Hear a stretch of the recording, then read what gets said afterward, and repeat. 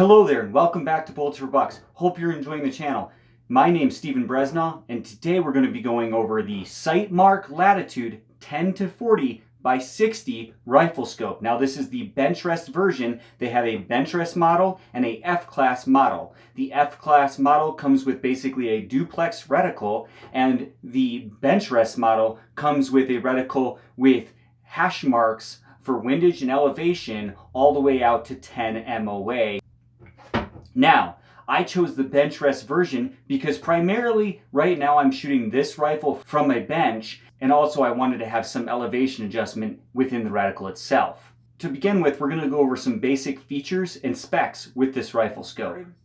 The Riflescope comes with a very nice fast focus eyepiece. Now, it moves very smoothly, there's no catches, and it's just stiff enough to where it won't move unless you want it to. However, it also comes with a nice locking ring so you can actually lock it in place when you get it set just to where you want it.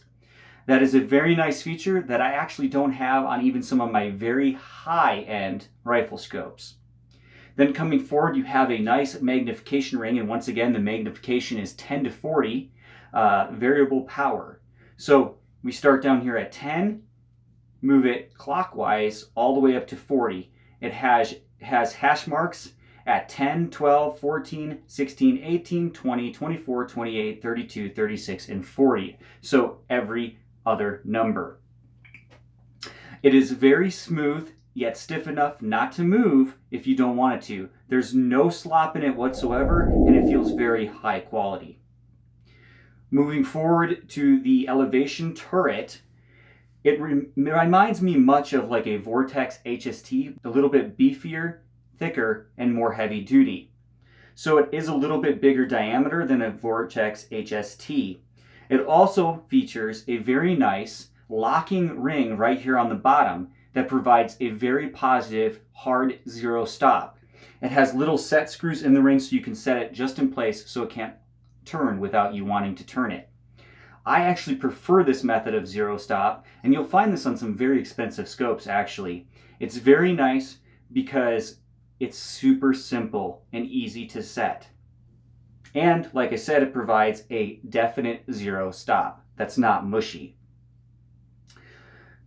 The adjustments are 1/8 MOA for both the elevation and the windage turret. Hopefully you guys can hear that.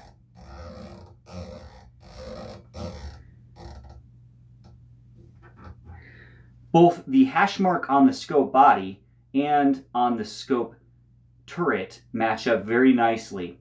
I would say the clicks are very positive and tactile and very audible. I really like this design and the quality of this turret.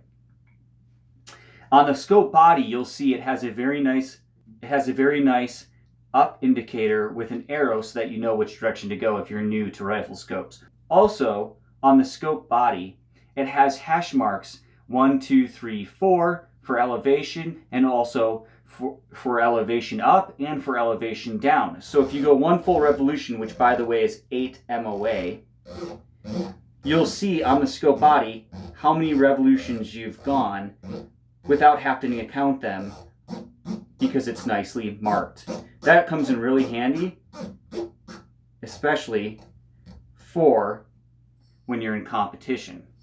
On the side here, you have a very nice illumination dial with very positive and tactile clicks. It does have illumination settings 1 through 5 for both green and red illumination. Then next to that, you have a side parallax adjustment that goes all the way down to 20 yards, up to 500, and then infinity. It's accurate and it adjusts very smoothly. So, teaser alert, I've had this scope out in the field and I've used it, and it's been great so far. But I'll do a review of me actually on the range using the Riflescope and give you a little bit more thoughts on the tracking and glass quality. If you come over to the windage side, it's marked R for right and L for left, so you know which way you're going if you're in a hurry. And it also has markings for each full revolution, which you don't see a whole lot on. To reset the turret on top of the scope once you set your 0, it uses a Torx head driver. Now moving forward to the end of the scope, of course you have a 60mm objective, and it comes with an included sunshade. Overall impressions are, wow, this is an excellent scope for the price point, and you don't see very many scopes in this price point with all of these features. It has 110 MOA of adjustment in the elevation and 70 MOA in the windage, making this a scope that can be used for ELR shooting in very long ranges. One thing that impressed me the most is that this scope right here is an Athlon Aries ETR 4.5 to 30 by 56 objective scope. Now this scope is much more expensive than this Sightmark Latitude, yet the scope itself is actually longer, significantly longer. Now, of course, this doesn't have a sunshade on it, but the scope itself is significantly longer. So this one's more compact, has higher power. They both have 34mm main tubes. They're both very good scopes. Of course, the Athlon Aries does have better turrets, but as it should, being a much more expensive scope. So now let's talk about some of the very basic specs. It's shockproof, it's waterproof, it's nitrogen purged, it has fully multi-coated lenses, it is recoil tested to 50 BMG, the eye relief is 4.1 inches to 3.8 inches, the field of view at 100 yards is 10 feet to 2.5 feet, its second focal plane, and its second focal plane on purpose because it's meant for Benchrest competition. The body is aircraft aluminum grade. It's very thick, very heavy duty. In fact, I don't have very many scopes that are this well made as far as the construction of the scope body itself. It is hefty. I mean, this thing feels bomb-proof. The overall length is 14.5 inches, which is very good for what this scope offers. And the weight is 36.02 ounces. So, overall impressions, really happy with this scope. I've had it out the range. Like I said, I have a range review for this scope coming down the road. And wow, this is a great scope. The glass, I would say, is about on par with a Vortex Viper HST. So very good glass for its price point. The amount of MOA adjustment is mind-boggling in its price class. And the fact that it has all these features at this price point makes it very desirable for those looking at Benchrest competition shooting and long-range plinking. The scope so far at the range tracked appropriately, and I didn't have any issues with it whatsoever.